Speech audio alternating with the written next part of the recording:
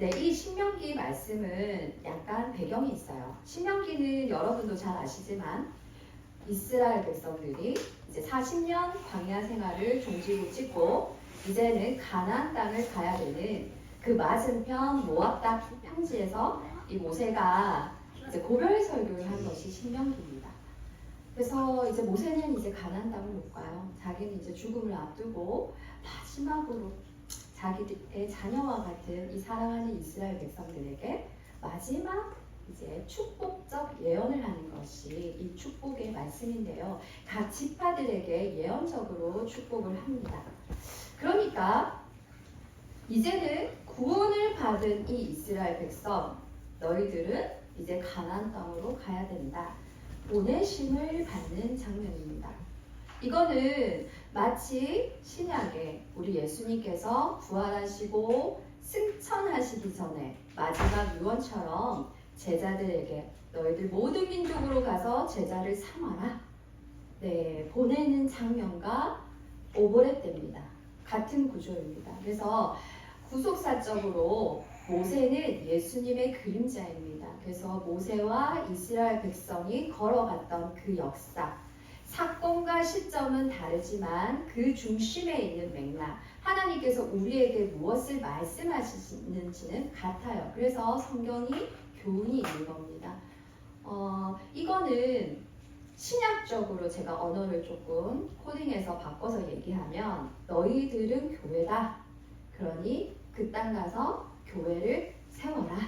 네, 이 말씀인 겁니다. 사명의 현장인 겁니다.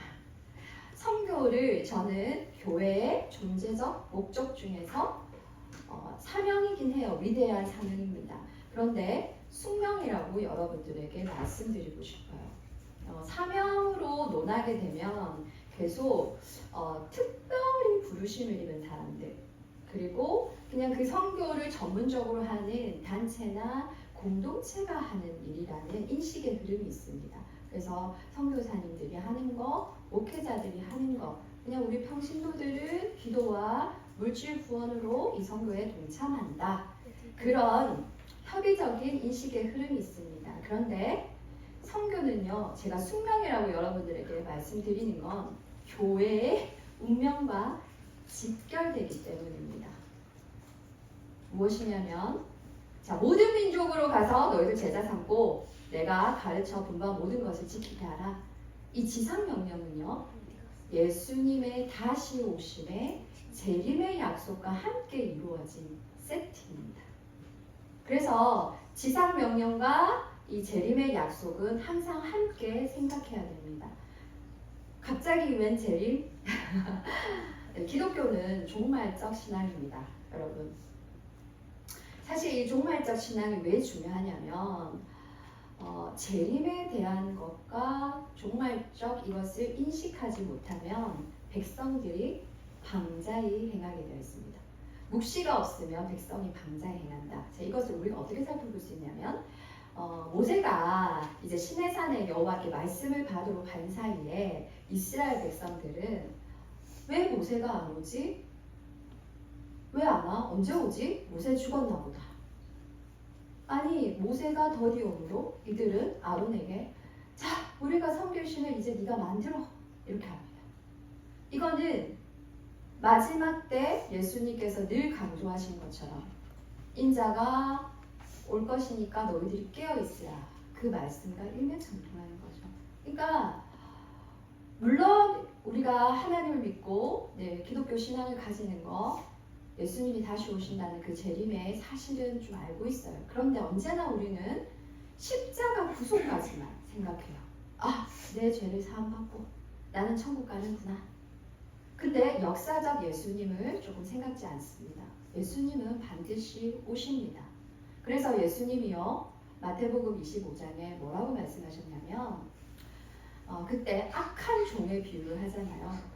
재림과 종말의 신앙이 희미하고 약하면 어떤 일이 일어나냐면 이 종이 자기 동무들을 때리고요, 술 마시고 더불어 먹고 마시더라 합니다. 그러니까 그냥 내 때는 안 오시지, 뭐 그때도 지금도 마지막이고 언젠가는 예수님 오시지, 그렇지, 이런 정도의 인식이 아니라 자기의 포악함과 무정함과 비정함으로 그리고 자기의 이러한 탐심으로 타락하게 되는 것이 메커니즘입니다. 그래서 예수님의 다시 오심을 우리는 분명히 인식하고 있어야 되는 겁니다. 그래서 이 모든 지상명령, 모든 민족으로 가라고 하신 이 예수님의 이 지상명령을 확실하게 우리가 어떤 일이 일어나는지 알 수 있는 클라이막스가 바로 사도행전 1장입니다. 여러분, 사도행전 제가 찾지는 않겠지만 이 사도행전은요, 이제 마지막으로 예수님이 떠날 시간이 다가왔어요. 이제 승천하시기 직전에 제자들에게 명령하십니다. 그때 제자들은 지금이 주님의 임하심입니까? 주님의 나라가 지금 임할 때입니까? 묻죠. 근데 예수님은 생뚱맞게 그렇다 이거 아니에요. 너희가 성령을 받으면 권능받고 온 예루살렘과 유대와 사마리아까지 땅끝까지 이르러 내 복음의 증인이 되리라고 말씀하십니다. 그리고는 예수님이 이제 하늘로 올라가죠. 근데 제자들은 멘붕 그냥 뻔히 쳐다보고 있습니다. 올라가신 예수님만 계속 보고 있습니다. 그때 천사들이 나타나서 제자들을 각성시킵니다. 이제 그만, 하늘 그만. 자, 너 갈릴리 사람들아, 뭘 그렇게 보고 있느냐? 이 예수님은 하늘로 올라가신 그대로 오시리라 얘기합니다. 이때 제자들의 빠른 전환이 일어나요. 그렇지. 우리가 지금 하늘만 보고 있을 게 아니라 그래서 사도행전 2장은 어떻게 시작되냐면 감람산에서 예루살렘으로 가는 이야기가 시작됩니다. 그러니까 이 제자들은요, 모든 민족으로 가라. 복음 전하는 것과 예수님 다시 오실 거야. 이 재림의 약속의 인과관계를 그때 캐치하는 겁니다. 아하, 예수님이 우리에게 말씀하신 것이 바로 이거였구나. 그것을 우리가 좀 마태복음 24장을 통해서 한번 살펴볼게요. 한번 성경이 있으신 분들은 좀 찾아봤으면 좋겠습니다. 마태복음 24장.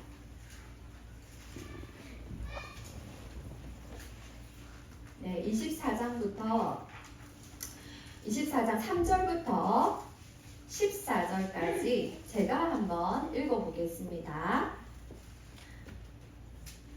예수께서 감람산 위에 앉으셨을 때에 제자들이 조용히 와서 이르되 우리에게 이르소서 어느 때 이런 일이 있겠사오며 또 주의 임하심과 세상 끝에는 무슨 징조가 있사오리까? 예수께서 대답하여 이르시되 너희가 사람의 미혹을 받지 않도록 주의하라. 많은 사람이 내 이름으로 와서 이르되 나는 그리스도라 하여 많은 사람을 미혹하리라. 난리와 난리 소문을 듣겠으나 너희는 삼가 두려워하지 말라. 이런 일이 있어야 하되 아직 끝은 아니니라. 민족이 민족을 나라가 나라를 대적하겠고 일어나겠고 곳곳에 기근과 지진이 있으리니 이 모든 것은 재난의 시작이니라. 그때 사람들이 너희를 환난에 넘겨주겠으며 너희를 죽이리니 너희가 내 이름 때문에 모든 민족에게 미움을 받으리라. 그때 많은 사람이 실족하게 되어 서로 잡아주고 서로 미워하겠으며 거짓 선지자가 많이 일어나 많은 사람을 미혹하겠으며 불법이 성함으로 많은 사람의 사랑이 식어지리라. 그러나 끝까지 견디는 자는 구원을 얻으리라. 이 천국 복음이 모든 민족에게 증언되기 위하여 온 세상에 전파되리니 그제야 끝이 오리라. 네, 아멘. 여러분, 주님은 오십니다. 아멘이십니까? 네, 주님을 간절히 기다리고 계십니까?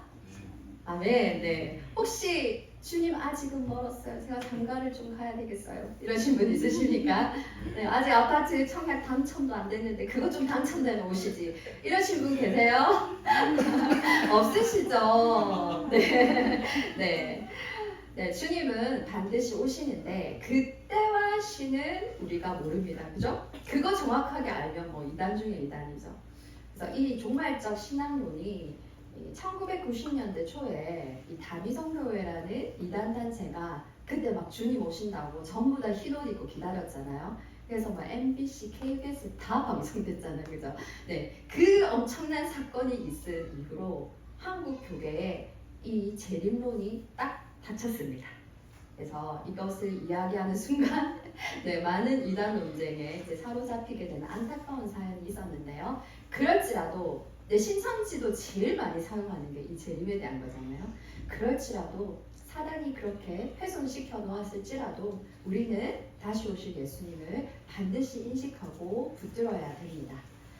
그런데 언제 오실지는 모르지만 오늘 14절처럼 그때가 차는 충족 조건은 우리에게 말씀해 주세요. 어떤 조건입니까? 기근과 지진과 나라와 나라 전쟁이 나고 곳곳에 소문이 있고 미혹이 있고 불법이 있지만 이게 끝은 아니고 언제 끝나냐? 이 천국 복음이 모든 민족에게 증언되기 위하여 전파되리니 그제야 끝이니. 네, 이 성경은요 주님의 재림의 시간표입니다. 시그널이에요. 그리고 제자들은 자신이 사랑하는 그 예수님이 다시 오시는데 모든 민족에게 복음이 증언되어야 하는 것을 아하, 그래서 예수님이 그렇게 말씀하셨구나. 우리가 가야 하고 전해야 하는 그 이유와 목적을 깨달아 알게 된 거죠. 여러분들은 예수님을 왜 믿으시죠? 내가 예수님을 믿는 궁극적인 이유가 뭘까요? 한 번쯤 생각해 보셨습니까? 그냥 심판의 형벌을 우리는 면했어요. 그죠? 이 죄의 진노에서 그걸 면하고 천국행 티켓 확보했습니다. 우린 천국 백성이잖아요. 그러면 그 천국행 티켓을 확보했으니까 유지하기 위해서 그걸 잃어버리지 않게 해서 그냥 뭐 예배도 드리고 내 시간과 물질과 헌신하고 봉사하고 그래야 천국 가면 내가 살 집이 조금 위대하죠. 상급이 있으니까. 그러면 그 천국에서 나는 잘 사는 거야. 네, 제가 그랬어요. 제가 그랬습니다. 그냥 예수님을 믿으면 죄를 용서받고 천국 갈 수 있다니까 영원한 생명 얻는다니까 예수님을 믿었고 물론 어릴 때부터지만 늘 그 죄의 문제에 갇혀 있었어요. 늘 죄를 짓고 넘어지니까 이러면 나는 천국 못 가는 거 아니야? 아니면 가서도 내 집은 누가 농담하던데 뭐 다 짜장면 배달하고 있는 거 아니야? 막 이런 생각으로 더 열심히 섬겨야지, 더 열심히 사역하고 봉사해야지 그런 시절이 있었어요. 그런데 이 선교 비전을 깨닫고 나서부터는 저의 방향이 바뀌었어요. 아니지. 여러분 천국에 갔는데 예수님이 없다면 여러분 어떻게 하시겠습니까? 상상하기도 싫으시죠? 네, 천국 없는 예수님 점점점. 그러니까 우리가 예수님을 믿는다는 건 정말 그분을 사랑하기 때문에 그분과 영원히 사는 것을 그게 소망의 목적이 되어야 되지 않겠습니까? 그래서 이 주님이 다시 오시기 위해서 우리는요 선교를 향해 달려가야 됩니다. 누군가 특정한 사람, 특정한 부르심을 입은 사명자들이 아니라 물론 우리가 다 갈 수는 없을지라도 기도와 물질로 후원할지라도 우리는 트랙을 아무 방향 없이 아무 목적도 없이 그냥 도는 사람들이 아니에요. 우리는 지금 달려가는 이 트랙 가운데 있습니다. 인생에. 근데 그 꼬림점, 목적은요. 예수님이 이제 진정한 왕으로 공의와 정의로 다스리시는 그 나라, 상암도 해암도 눈물도 없는 그 나라에서 우리가 함께 사는 것입니다. 아멘이십니까? 네, 이것을 소망하시기를 여러분들께 바랍니다. 네, 그래서 오늘 제가 주님 오실 길을 예비하라. 그리고 그분의 첩경을 평탄케 하라는 제목으로 가지고 나왔습니다. 네, 이사야와 세례 요한에게 하나님께서 말씀하신 거. 그러면 주님 오실 길을 예비한다. 그게 어떤 의미일까요? 첩경은 지름길이라는 말입니다. 예수님 오실 수 있는 그 지름길을 어떻게 평탄케 할 것인가에 대한 인사이트를 오늘 본문의 말씀을 가지고 좀 조명해 보겠습니다. 이제 본문 들어가네요. 그죠? 네.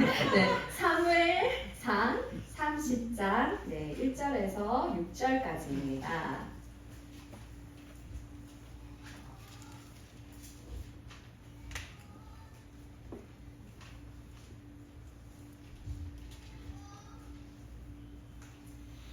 네, 다 찾으신 줄 알고 교독하겠습니다. 한 절씩. 다윗과 그의 사람들이 사흘 만에 시글락에 이른 때에 아말렉 사람들이 이미 네겝과 시글락을 침노하였는데 그들이 시글락을 쳐서 불사르고 거기에 있는 청건한 늙은 여인들은 한 사람도 죽지 아니하고 사자와 끌고 자기 길을 갔더라. 다윗과 그의 사람들이 성읍에 이르러 본즉 성읍이 불탔고 자기들의 아내와 자녀들이 사로잡혔는지라. 다윗과 그와 함께한 백성이 울 기력이 없도록 소리를 높여 울었더라. 다윗의 두 아내 이스라엘 여인 아히노암과 갈멜 사람 나발의 아내였던 아비가일도 사로잡혔더라. 백성들이 자녀들 때문에 마음이 슬퍼서 다윗을 돌로 치자 하니 다윗이 크게 다급하였으나 그의 하나님 여호와를 믿고 용기를 얻었더라. 아멘. 네. 이 이야기는 전후 스토리가 굉장히 길어서 일단 본문은 좀 짧게 잡았습니다. 그래서 여러분들이 성경을 늘 가까이 하시는 분들이라 이야기를 잘 알고 계시겠지만 네, 제가 한 번 더 여러분들에게 이야기하면서 같이 좀 나눠봤으면 좋겠습니다. 이 이야기의 배경에는 다윗은 실제로 이스라엘 왕으로 기름 부음을 받고 바로 왕으로 등극하지 못했어요. 그죠? 그래서 사울에게 항상 쫓김을 당하는 도망자 신세로 살았어요. 언제나 사울의 그 목숨의 위협으로부터 늘 긴장하면서 그렇게 산 세월이 10년이에요, 여러분. 하나님께 약속을 받았어요. 너 이스라엘 왕 될 거야. 너를 통해서 영원한 하나님 나라를 세울 거야. 근데 그 약속이 있은 지 벌써 10년이라는 세월을 도망자 신세로 이제 지내게 됩니다. 그러다가 이제 중간에 그 아둘람 굴이라는 굴 속에 살면서 이제 거기에 원통한 자, 빚진 자, 막 세상의 루저들이 다 모여들죠. 그리고는 공동체를 형성합니다. 어느 날 이제 다윗이 이제 지친 거죠. 본인도. 맨날 쫓기고 그리고 맨날 내 목숨이 위태위태하고 나는 사울을 사랑했으나 그는 나를 너무 미워하고 언제까지 이러면서 이제 그 하나님이 허락하신 그 사명과 고난의 시간에서 이제 다윗은 스탑합니다. 하나님은 유대 땅으로 돌아가라고 선지자를 통해서 분명히 말씀했는데 이 다윗은 하나님께 묻지도 않고 자기 생각으로 이제 내가 이렇게 하면 살겠다. 내 목숨을 좀 유지하자. 나도 좀 편하게 살고 싶다. 그렇게 생각해서 선택한 것이 적수인 블레셋 민족의 아기스 왕 수하로 들어갑니다. 이제 못 찾겠다 꾀꼬리잖아요. 사자굴로 들어갔습니다. 네, 그래서 그 아기스 왕에게 시글락이라는 오늘의 말씀 가운데 있는 중요한 장소, 이 시글락이라는 땅을 분배받고 거기서 안주하고 그리고 그 무리들의 공동체의 가족들 그리고 소유물까지 해서 정착하는데요. 그게 한 1년 4개월을 이 시글락에 머물러요. 여러분, 하나님의 약속은 반드시 이루어집니다. 아멘이십니까? 다윗에게 너에게 왕이라는 그 유업을 주셨는데요. 다윗은 그럼 절대 죽지는 않아요. 그저 죽을 수 없어요. 근데 이제는 진짜 사울로부터 내가 죽을 것 같다 생각한 이유로 그렇게 갑니다. 육신은 좀 편했을지는 모르겠어요. 그러나 그 영혼의 마음은 얼마나 비참했을까요? 누구입니까 다윗? 이스라엘 왕이 될 사람이. 근데 여호와의 이름으로 골리앗도 멋지게 무찌른 사람인데 그 블레셋의 왕의 수하에서 떨어지는 부스러기나 지금 먹고 살고 있다. 엄청난 비참한 존재 현실을 깨달았고 영어는 공부했을 겁니다. 여러분, 우리가 사명에서 비껴나고요. 내 삶과 내 소유, 내 가족, 그리고 나의 삶이 어느 정도 좀 안정되기를 원하는 그곳에 머무르게 되면 반드시 세상과 타협하게 되었습니다. 내가 원하든 원하지 않든 삶은 그렇게 흘러갈 수밖에 없어요. 왜냐하면 다윗도 이 아기스 수와 시글락에 살면서 수많은 거짓말을 해야 했어요. 이 블레셋 아기스의 용병이 되어서 거짓말을 하고 계속 속이고 적당하게 그래서 이스라엘 편도 아닌 것이 아기스 편도 아닌 것이 이 중간 지대에서 타협하면서 그렇게 살았잖아요. 그것처럼 그리스도인이 분명한 사명적 정체성에 있지 않고 자기 삶에 안주하다 보면 때로는 직장에서 거짓말을 해야 될 상황들이 많이 벌어져요. 그래서 회식 자리에 갈 수밖에 없고 거기서 술도 마셔야 되는, 또 주일에 또 빠져야 되는 상황들, 뭐 교회에는 또 이렇게 얘기하고 또 회사에는 또 이렇게 얘기해야 되는 상황들, 그런 수많은 타협점들이 있기 마련입니다. 그러다가 결국은요, 하나님을 대적하는 자리에 설 수밖에 없게 됐어요. 그것이 바로 오늘날 다윗의 현실입니다. 결국은 블레셋과 이스라엘이 전쟁을 치르게 돼요. 근데 이 아기스가 다윗에게 참전을 요구합니다. 진퇴양난이죠. 어떻게 해야 될까요? 자기 민족과 싸워야 되는, 결국은 하나님과 원수되는 편, 자신의 동족과 원수되는 자리에 서야 되는 그 선택의 기로에서 다윗의 선택은 위장적인 마음이겠지만 일단 가보자. 그래서 시글락의 가족과 모든 소유를 남겨두고 남자들만 전체 전장에 참여하러 갑니다. 이때 하나님이 속히 개입하세요. 지금 다윗이 자신의 민족인 이스라엘과 피를 흘리잖아요. 그럼 어떤 일이 일어납니까? 절대로 이스라엘 왕이 될 수 없어요. 그죠? 그러면 하나님의 언약도 약속도 모든 구속사도 완전 바뀌어졌겠죠. 그죠? 그래서 하나님은 즉시 개입하셔서 블레셋인들이 아니야, 다윗은 믿을 수 없어, 쟤 안 돼. 그래서 다시 돌려보내요. 그게 사흘의 시간이었습니다. 근데 이때 다윗과 무리들이 시글락에 도착했더니 어떤 일이 벌어졌어요? 이 시글락이 완전히 불태워졌습니다. 여러분, 전소됐어요. 자기들의 가족들과 자녀들은 어디 갔는지도 모르겠고 시글락 형태도 알아볼 수 없을 정도로 완전히 전소됐어요. 여러분, 이게 단순한 재앙일까요? 그냥 재수 없이 일어난 일일까요? 아닙니다. 절대. 이거는 하나님의 분명한 의도가 있는 개입입니다. 성도가, 그리스도인들이 내 가정, 내 소유, 내 삶에 머무르면요, 하나님 흔드세요. 진동하십니다. 그냥 그대로 두지 않아요. 우리가 가야 할 길을 가야 되는데, 여러분 지금 마태복음 24장에도 처처에 기근과 지진과 나라와 나라가 대적하고 온 난리와 난리가 있다고 했잖아요. 이거 그냥 재난일까요? 뭐 세상에 죄가 많아서 하나님 심판하시는 걸까요? 아니요. 이거는요, 교회들을 향해서 얘들아, 내가 이제 갈 거야. 나는 가고 싶어. 이제 내가 왕으로 가야 돼. 그러니 너희들 일어나.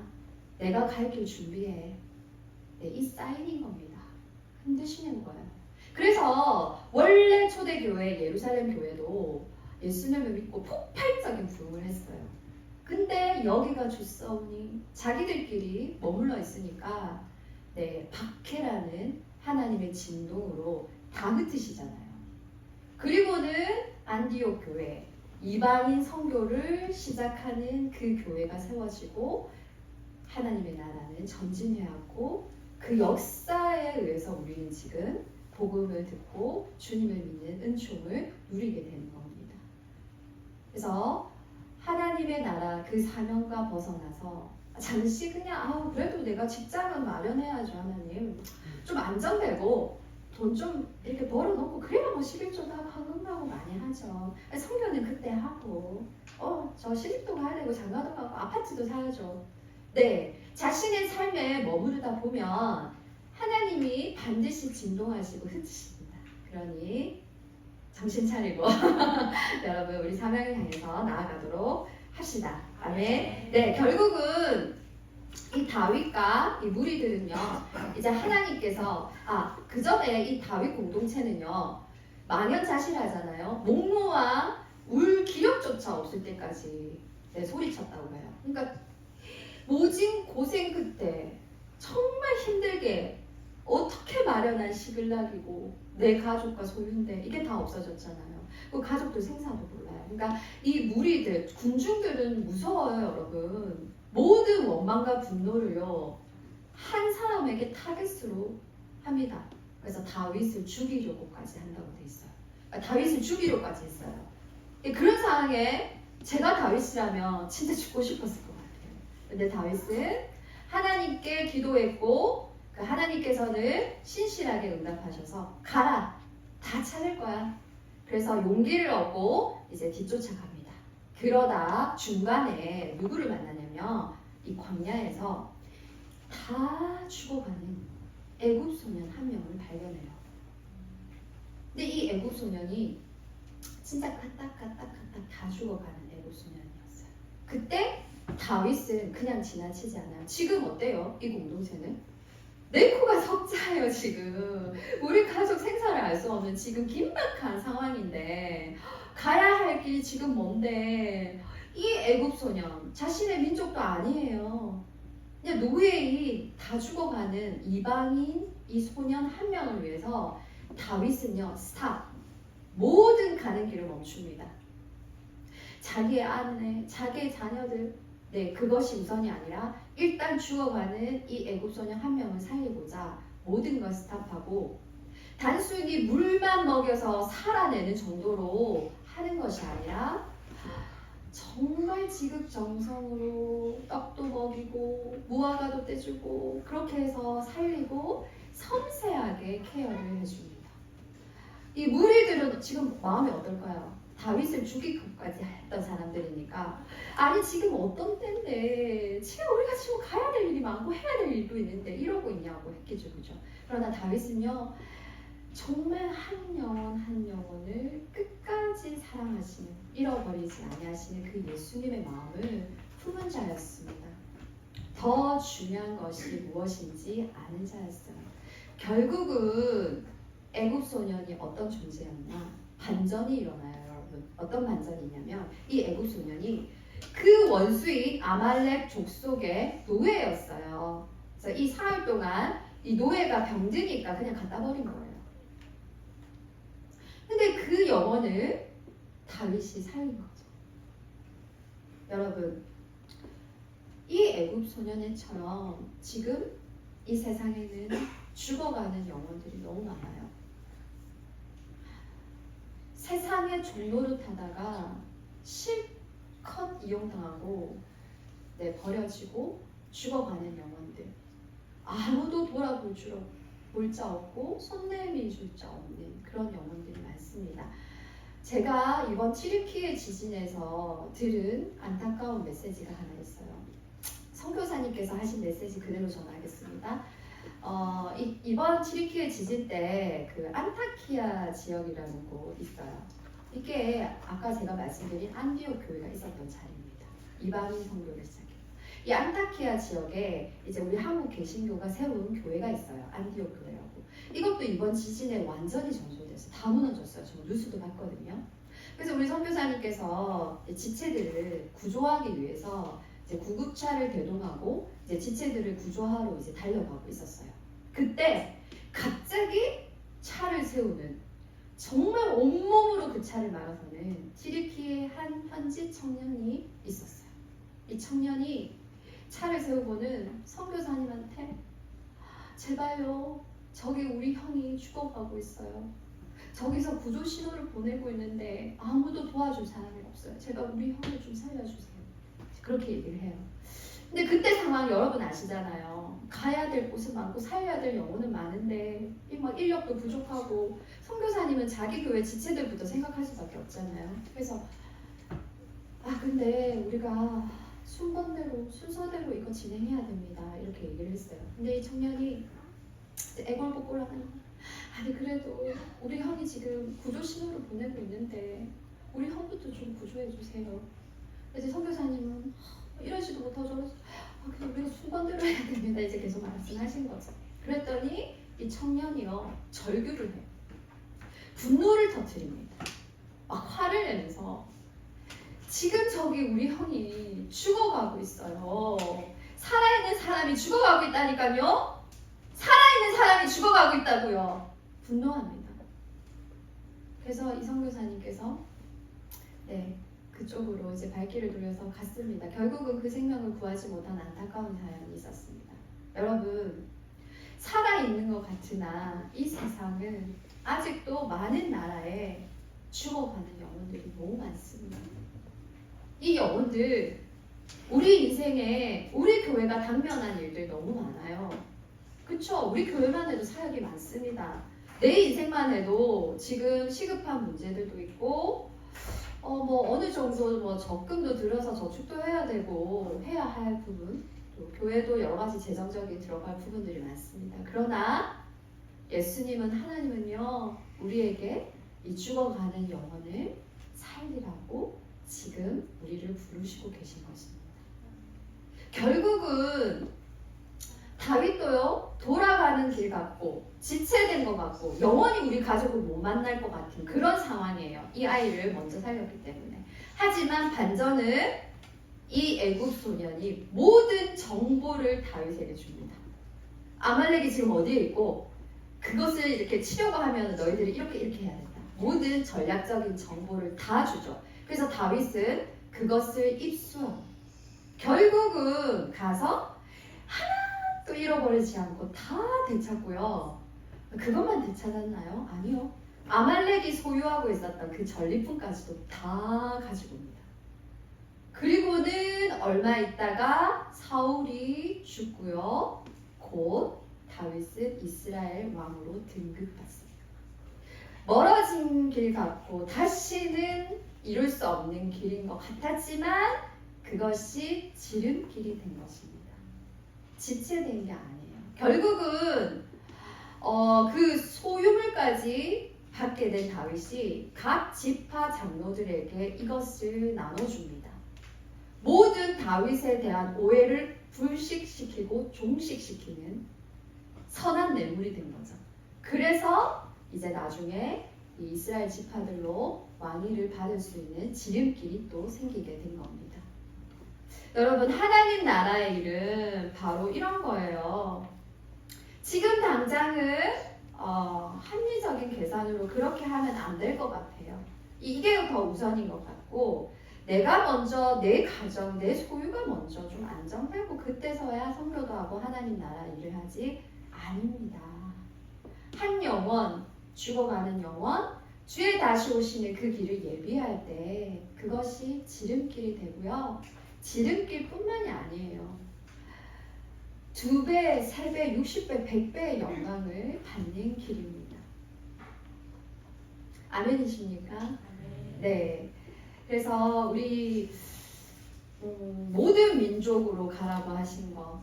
그래서 대부분은 내 가족도 아직 안 믿어. 이 교회밖에 우리 동네 이웃도 안 믿는데 무슨 열반이야. 아니에요. 예수님은 분명히 단위를 all nation, 민족 단위로 주셨어요. 그리고 마지막 끝날에 내가 양과 염소를 모아서 나눌 텐데 오른쪽에는 양, 왼쪽에는 염소. 거기도 모든 민족의 단위입니다. 모든 민족을 모으신다고 했어요. 그래서 지금 선교는 예수님이 오실 그 징조 시그널들이 지금 급박한 상황이에요. 역사 가운데 지진도 있었고 기근도 있었고 전염병 다 있었어요. 인류 가운데. 그런데 예수님은 마치 해산할 여인과 같다고 했습니다. 이 시대는. 그러니까 진통이 어떻게 와요? 처음에는 몇 시간 간격으로 살짝 와요. 지금 출산하신 분들도 좀 계실 텐데, 그죠?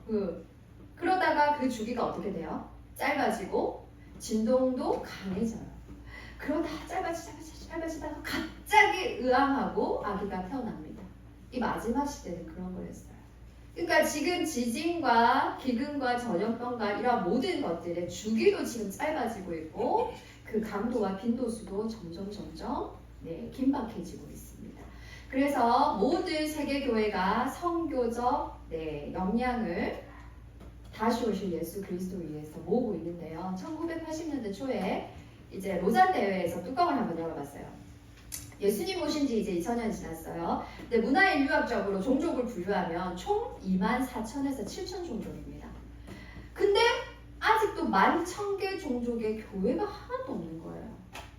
아니 지금 예수님 오신 지 2000년이 지났는데 어떻게 이렇게 복음이 안 전해졌느냐 해서 열심히 선교사 재배치를 하고 선교 전략을 바꿔서요. 어떤 일이 일어나냐면 이제 이 복음이 전해지지 않은 종족을 미전도 종족이라고 해요. 근데 단순히 예수님이 전해지지 않은 것만 포함하는 게 아니라 전해졌지만 자력적으로 교회가 세워지지 않은 그런 나라를 말하는 겁니다. 그래서 지금 시계가 어디에 있냐면 여러분 열심히 해서 8천 종족, 5천, 3천 해서 지금 통계학적으로 정확하진 않지만 한 500개 종족이 남았다고 해요. 그래서 시계를 따지면 12시 5분 전입니다. 그래서 500개 내지 1,500개. 근데 주로 남아있는 이 미전도 종족이 어디냐면 여러분들 잘 알고 계시는 탄탄탄 나라들, 타지키스탄, 카자흐스탄 이런 나라들 다 이슬람권 그리고 중동 아랍창. 그래서 이슬람 지역과 힌두 지역이 지금 남아있는 최대 미전도 국가들입니다. 네, 예수님을 사랑하는 교회라면 그 예수님과 함께 살고 싶은 교회라면 정말 우리 주님 오실 길을 속히 예비해야 되지 않겠습니까? 그렇다면 우리 모든 교회가 선교적 역량 가운데 가야 될 것 같습니다. 그리고 제가 첩경을 평탄케 한다고 했잖아요. 이 첩경 지름길, 이 시글락이라는 단어의 뜻이 바로 굴곡입니다. 시글락이 불태워졌죠.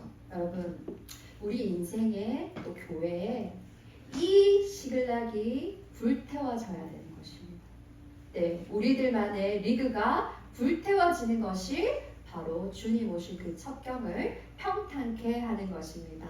여러분, 이 교회는요 유람선이 아니에요. 예수님을 믿은 그 구원의 방주 안에서 우리끼리 잘 먹고 잘 사는 그 유람선 아니에요. 주님 오실 때까지 우리가 복음으로써 싸우고 그렇게 복음을 전파해야 되는 전투한 모드로 우리는 바뀌어져야 되는 것입니다. 그래서 오늘 제가 이 시글락 사건을 통해서 여러분들에게 전해드리고 싶은 얘기는 우리 주님 다시 오시기 위해서 이제는 어떤 포지션으로든 모든 민족에게 복음이 증거되는 이 일에 여러분들이 함께 달려갔으면 좋겠습니다. 그래서 우리의 외침은 마라나타 주 예수여 속히 오시옵소서가 되어야 됩니다.